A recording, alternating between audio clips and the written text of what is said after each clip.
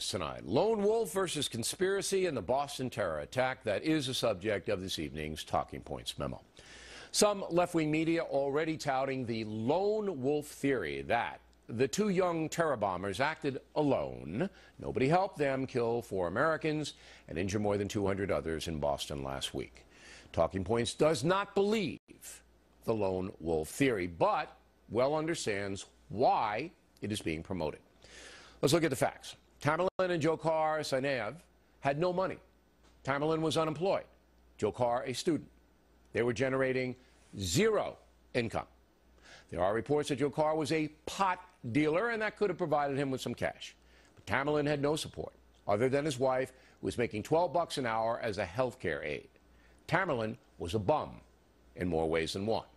So, how did that guy afford a 6-month trip to Russia? Who paid for that? Also, who bought the guns, the explosives, and the cars the brothers had? Who bought all of that? Simply doesn't add up. That these two financed their own terror spree. Now, certainly possible if someone was giving them money not knowing they were jihadist loons. That's possible. But again, it's doubtful these two could have financed the Boston Marathon terror attack on their own. Now, why do some on the left want the lone wolf theory to be true? Because if it's shown that organized Muslim terrorists helped the two brothers, that would lead to a crackdown on whoever did it. Historically, the left does not like crackdowns. As we pointed out last night, President Obama does not even want to describe the terror attack in Boston as an act of jihad. So there is strong motivation for the left-wing media to tell you the terror attack was the action of self-contained zealots. More facts. The Tsarnaevs received welfare, both federal and state, for many years. And it was easy for them to get government payments. Why? Because it's easy for everybody to get them. The Obama administration has flooded the entitlement market with cash. Fraud's out of control. Tax money flows without much supervision. Obviously, this whole case needs to be investigated thoroughly, and all the abuses that have taken place need to be rectified. Summing up, these two brothers had access to no money. Let's find out where the money came from that financed their terror spree. That's the memo. Now for the top story tonight, reaction. Joining us from Washington, Kate Obenshain, a Republican, and Kirsten Powers, a Democrat, also Fox News analyst. So you get my point, Powers, about the lone wolf deal in the left? Yeah, I get your fundamental point, and I think we probably mostly agree on this. What I would just say, where you said that the left doesn't like crackdowns, I don't necessarily agree with that, because they really think our FBI should be spending their time investigating the Tea Party, for example. I don't think they'd have a problem on a crackdown of anybody from the Tea Party or the militia.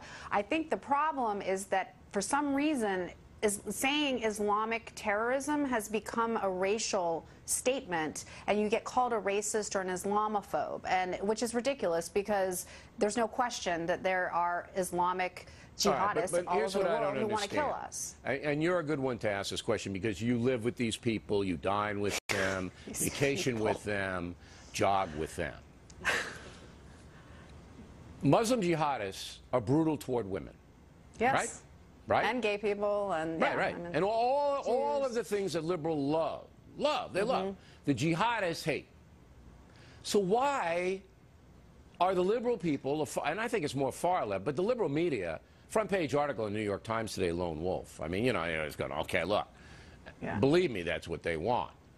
Why? I don't understand. They should be just as down on the jihadists as they are on the right-wing militias. Of course they should. No, I mean, there's but tell me why they're not. I guess it's just this multiculturalism that's got run amok. I mean, they're not seeing reality, which is, it's not anti-Muslim to criticize Islamic jihadists. In fact, if you think it is, you probably don't understand what Muslims are. All right, but it's happening. It's happening, Kate, and it's happening to a degree where I think things are being distorted. We did a big segment last night on President Obama refusing to even say the terror was generated by Muslim jihad. He wouldn't say it. Absolutely wouldn't say it.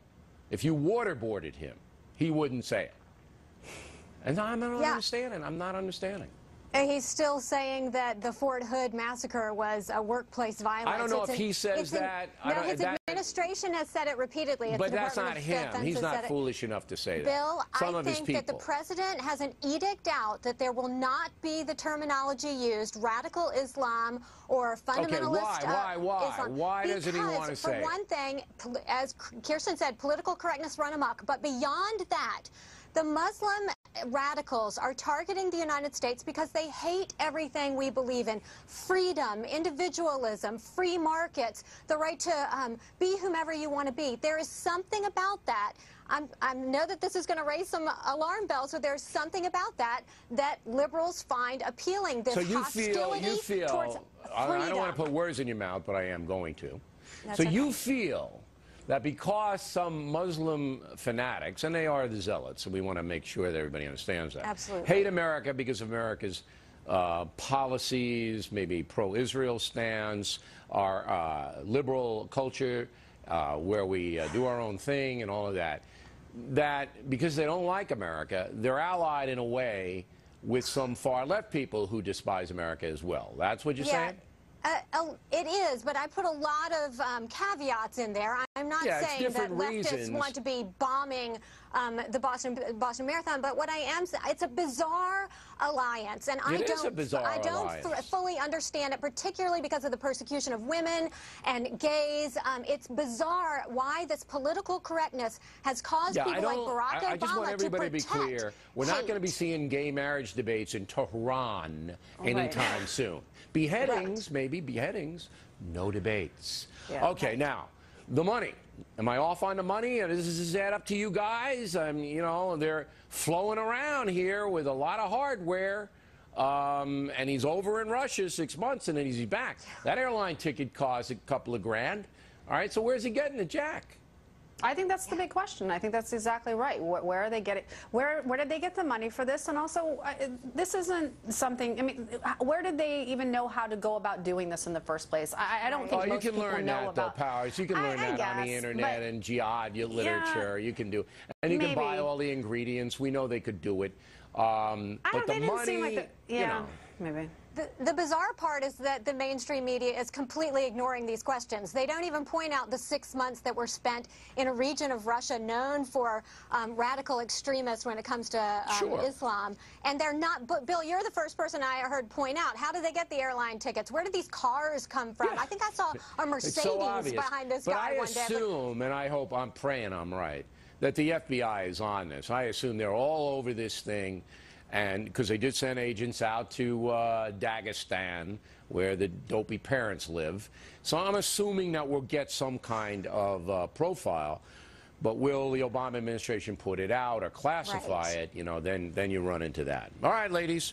It frightens me, Powers, when you agree with me, though. I know, and it scares me just as much. Well, that means your weekend's shot, man. All of those little invitations you had, they're gone. I know.